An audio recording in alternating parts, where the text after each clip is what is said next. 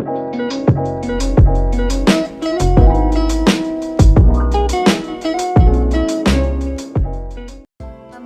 warahmatullahi wabarakatuh. Perkenalkan, nama saya Ayu Atika dengan NIM 22114005 dari Prodi Pendidikan Bahasa Indonesia dengan tugas Administrasi dan Supervisi Pendidikan.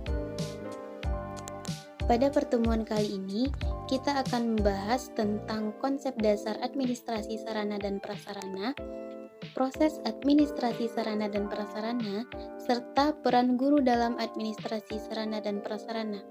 Yang pertama yaitu konsep dasar administrasi sarana dan prasarana.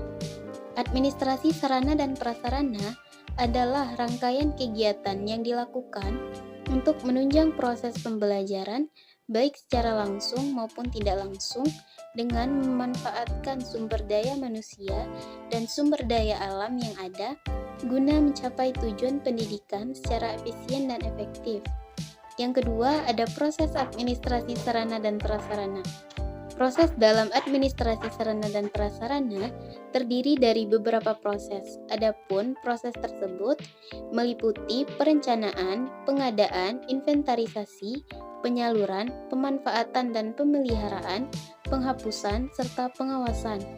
Yang pertama yaitu ada perencanaan. Perencanaan sarana dan prasarana pendidikan merupakan kegiatan yang dilakukan untuk mengkonkretkan sarana dan prasarana yang ada atau yang dibutuhkan dalam bentuk usulan kegiatan serta upaya yang dilakukan untuk mengidentifikasi secara tepat terhadap sarana dan prasarana yang dibutuhkan dalam pelaksanaan kegiatan. Yang kedua ada pengadaan.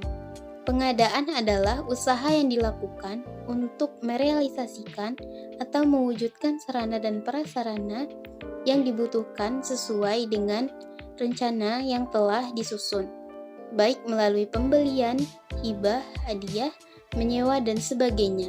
Yang ketiga ada penyimpanan.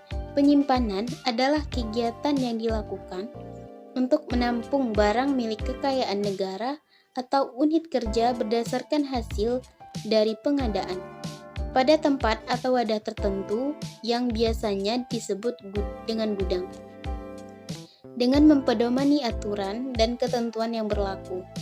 Yang keempat ada penyaluran.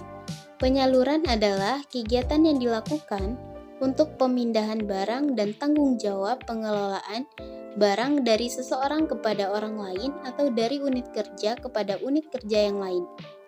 Yang selanjutnya ada inventaris. Inventarisasi yaitu sebagai kegiatan pencatatan terhadap sarana dan prasarana.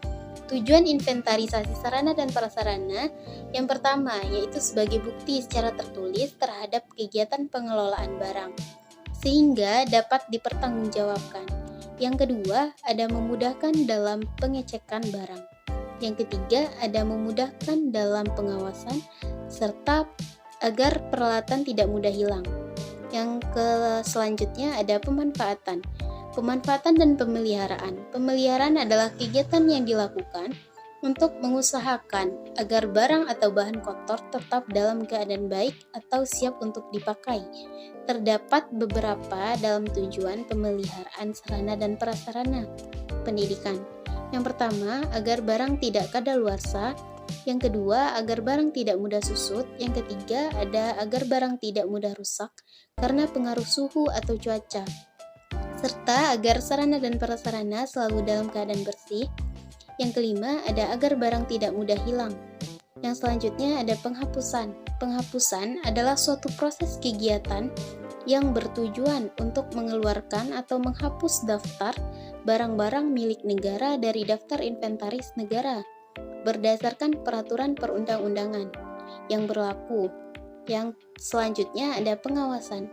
Pengawasan merupakan koordinasi serta akselerasi bagi seluruh fungsi pengelolaan administrasi, sehingga pemborosan waktu, tenaga, dan biaya dapat dihindarkan. Yang terakhir ada peran guru dalam administrasi sarana dan prasarana. Kebijakan pemerintah tentang pengelolaan sarana dan prasarana sekolah tertuang di dalam Undang-Undang Nomor 20 Tahun 2003 tentang Sisdiknas Pasal 45 Ayat 1, yaitu setiap satuan pendidikan formal dan non-formal Menyediakan sarana dan prasarana yang memenuhi keperluan pendidikan sesuai dengan pertumbuhan dan perkembangan, potensi fisik, kecerdasan intelektual, sosial, emosional, dan kejiwaan peserta didik.